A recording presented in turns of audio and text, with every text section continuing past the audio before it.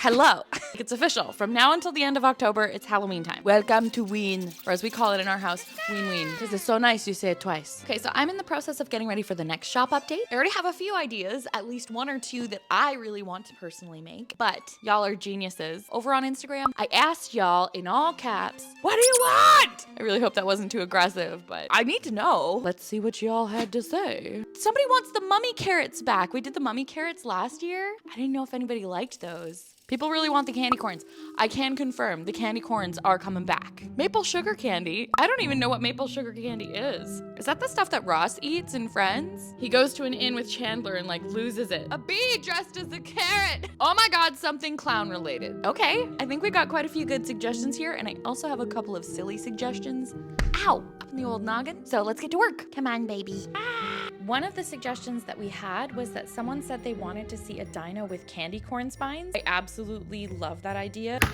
So a couple things if you are new here. Hello, nice to meet ya. We are using polymer clay to make these dinosaurs, and I'm specifically using Sculpey 3. Now, one of the things that I was concerned about with this design, and the reason why I drew it beforehand, was because I wanted to make sure that I knew where I was going with it.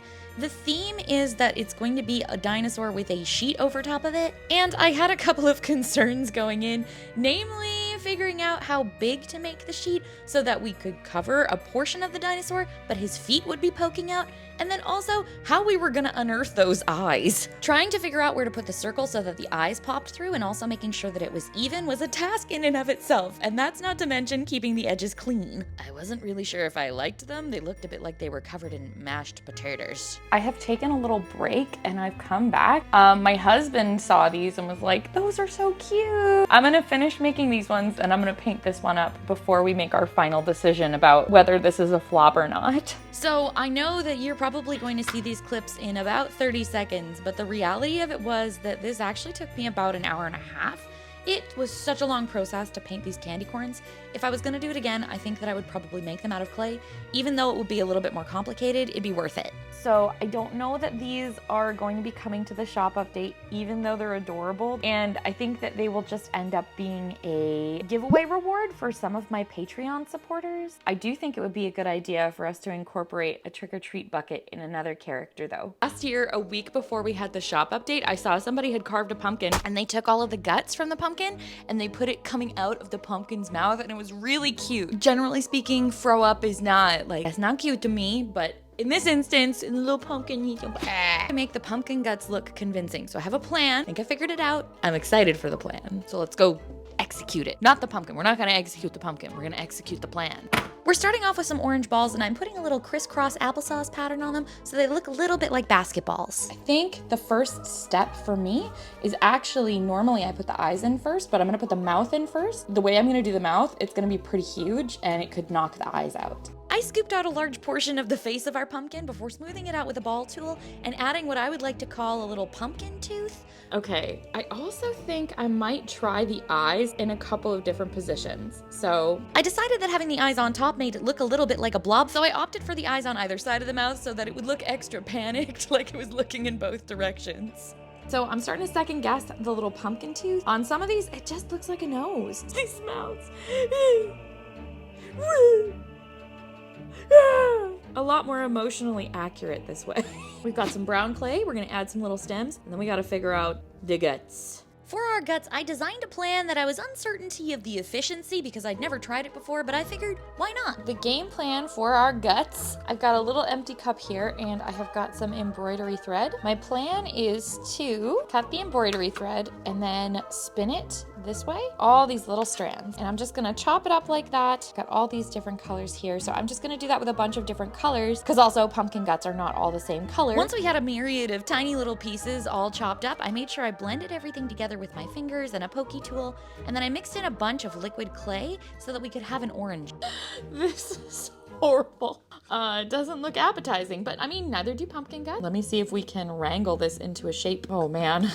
Now we're doing this on the baking sheet because hopefully this will harden up when it's baked. It's a little bit grosser than I was expecting it to be. This looks a little bit too realistic. Hold on, let me try something else. The something else, instead of going with just the pure string and guts, was that I mixed a little bit more liquid clay and poured it inside of the mouth so that there was sort of like a puddle coming out of it instead. Okay, yes, this is working. This is working. Get in there. I'm just going to finish up the rest and then we will put them in the oven, and I'm going to, I think, paint on a couple of little seeds. I figured out a good rhythm of our custom blend of liquid clay with just a little bit of the string in there so it looked guts enough but not like super gross. It's a super fine line and I don't know if we crossed it or not. This is the last one left and he's sort of like, please no, please don't do it to me. Dangerously close to another's turf. Don't get your puddles mixed. I made sure to keep everybody's puddles independent, and then I popped them in the oven to bake so that we could see how it turned out. This one is horrifying. Like, that's terrifying. I really like this one. I want to do this again. Now, I decided that I was going to paint the seeds on, but ultimately when I was looking at them, it kind of looked more polka dotty and it felt like something was missing. I have been hit with a little bit of a personal predicament. I made this problem and now have to create a solution to it. I actually think that I don't want to paint on the seeds. I think it would actually look a lot better if we had seeds and I could sort of plop them on top. Now, initially I had thought like, ooh, sesame seeds would be the right size. Really don't want to be using actual real seeds. Actual real food and art is generally not a good idea. And then it dawned on me that maybe I can make a seed-shaped cane, bake it, and then cut it so that I can have a bunch of seeds. I know I may be going a little bit overboard, but I really like this idea and I think it deserves the extra little bit of effort. I know I said that I was already done, but it doesn't feel that way. I also asked my husband what he thought and he was like, I won't know unless I see it. And I won't know unless I see it either. So, alrighty, so these are all baked. I'm just going to pull these over here for comparison. I personally prefer these ones. I would also really like to know your opinions about which ones you like and why. So if you let me know in the comments, that would be helpful. I've never done a clown theme anything before. My parents were clowns when I was a kid and it scared the shit out of me. It was not the vibe. Today is a day of firsts for me, and so for this clown character, I actually made 2 different colors, cut them in half, and then combined them back together so that they would have a split down the middle, and we could make a cute little kitty harlequin. I felt like a kitty design really lended itself well to being combined with the harlequin because the ears are a very similar shape, and I also gave this kitty a sweet little tail. I'm really nervous about using the white clay with this because white clay already has a tendency to get really dirty really quick, and we are putting it on black and red. They are like white clay assassins. So I guess we'll see how this goes. For transparency, off camera, I actually switched over to a pearl clay because the white clay was sticking to my gloves and it was gonna make a big old mess of all that hard work that we had already done to make the body. These started to look even cuter than I had anticipated they would, and I'd also initially thought a snout would be a good option so that I could put a little clown nose on, but I changed my mind. Now, initially on this design, I had wanted to add a little frill around the chest, but I was worried there wasn't gonna be enough room, so I added some pom-poms to the tips of the ears. For the ruffle, I used a little bit of faked whipped topping, and I wasn't really sure about the results. No, this is really, really cute, but I wish that it could be done a little bit smaller. This is the smallest piping tip that I currently have access to. The fact that it's split down the middle is really special, and it just feels kind of like the cream is swallowing up our little friend here. I personally prefer it like this, so I think I'm just gonna go ahead and paint some extra little fun details on it. I painted a fun little pattern onto the tails. You guys will get to see that in more detail at the end of the video in the moody glamour shots, but for now it's time for us to move on to the next design. Hello? After the sort of failure of our little dino friend, I realized that I wanted to make something that was gonna use the pumpkin pail, and I think some of you guys asked for some more pink stuff, or maybe that was just me having like a wishful insertion because I want to make more pink stuff for Halloween this year. So I want to make a girl ghost. Like if I was a ghost, she's gonna have a little bow in her hair, and she's gonna be showing up with her pink trick-or-treat bucket. She's accessorizing and she says, "Excuse me, give me some candy." Oh wait, actually, I don't need any more sugar because I'm already so sweet. Let's just keep it simple, keep it cute. Now the base for our girl ghost is going to be made out of glow-in-the-dark polymer clay, and I'm starting off with my traditional little egg shape before putting a pattern on the bottom that kind of looks a little bit like a giant butthole. I used one of my circle blending tools to pop in some eye dents and also put our traditional frowny mouths before making some arms so that that some of our girlies could hold their buckets properly. I did have a little bit of a dilemma about where to place the girlies' buckets. I knew everybody was going to have a sweet little bow on top of their heads, but I couldn't decide if I wanted the pumpkins to go underneath an arm, kind of like a handbag, or up front saying, "Excuse me, please fill this with candy now, thank you." A couple of the fun little extras included that I made a hole inside of the bag so that maybe we could fill this with some treats. And I also added a little bit of blush. I decided not to do it to the rest of them in here, but ultimately the finished design that's going to be in the shop update, it is definitely going to have blush because it makes it so extra cute. Now that our girlies were all painted up and ready for a night out on the town, I decided that I was going to give them something to hoot and holler about. I decided that the empty spots inside of the front-facing pumpkins needed to be filled up with some treats, as if they had just been out for a full night of trick-or-treating. Also, to ensure that our candy stayed in place, I made sure that I cured it properly underneath our UV light. I love it. It's so cute. I'm not going to be able to sell them. I'm going to have to keep them all. Can't get over how vaguely judgmental they look. I should not be allowed to sit in a group like this. I'm being given the stink eye. On Wednesdays, we wear pink. If I was a worrywart, this would probably be me. Every so often I make one and I'm like, well, dang it, that belongs to me. And this one's mine. I got these shorts for $4. They're so good. I've been racking my brain for days now to try and figure out what style of dinosaur is gonna look halfway decent. There have been a lot of contenders. I love dinosaurs. I just bought myself some dinosaur themed oatmeal. Pumpkin pie dinosaur sounds pretty good to me right now. And after I said it, a witch dinosaur sounds pretty good too, so I guess we'll just do both. I don't like the saying we're gonna kill two birds with one stone, so I'm gonna say we're gonna pick two pumpkins from the same patch. So for our pumpkin pie themed dinosaur, I'm gonna keep it simple and I'm going to keep it cute. We are keeping the base orange, and I had thought that in the design it would be interesting if I'd made the spine look like crust, but I also had my heart set on putting whipped cream on the top, and I wasn't sure how the whipped cream was going to sit as the spines if I did put a crust right down the back. So ultimately I decided that the tummy was going to be a little bit crusty, which is a choice.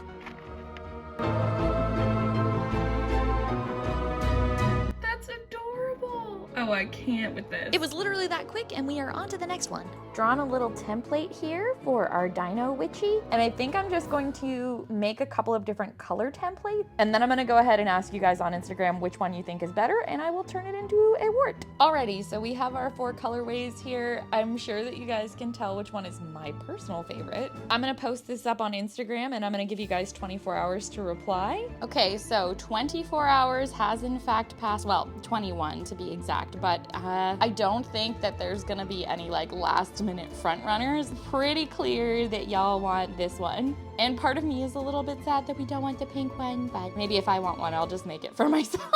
Thank you all so much for voting and participating. We had how many people cast votes? Oh my goodness. That's a lot of you that cast a vote. If you wanna be a part of these votes, make sure that you guys are following me on Instagram because I do this sort of stuff on the regular.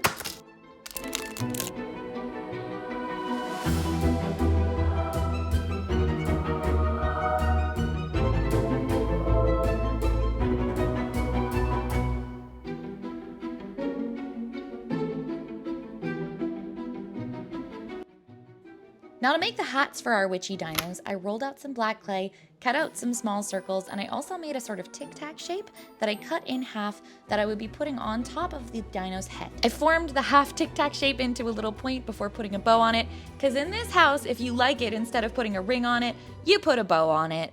I have an overwhelming urge to make a cauldron with butt cheek. You know, it's just something that I have to do. I need to see it. For reference, I came up with this idea at like 2 a.m. at the very end of this video. I'm so glad I did. I'm gonna put bubbles in it and it's gonna look like the cauldron's farting. I love my job. Now, I was kind of making this as a gag, but I feel like it kind of ended up turning out really good. Oh my goodness, that is so precious. I have a feeling that you guys might want me to put this in the shop update, which is happening on October 4th at 6 p.m. Mountain Standard Time. Please let me know in the comments if you would like me to include the butt cauldron. If enough of you ask for it, I will put the butt cauldron in the update. It's been a day since I'm gonna fill up our cauldron. I'm gonna use some UV resin, and I'm also going to use some of these fun little bubbly balls, and I'm gonna place them inside so that they look like bubbles. Or in this instance, cauldron farts. I would like to formally thank you all for putting up with my nonsense today, because it's it's time for the Moody Glamour shots. Enjoy!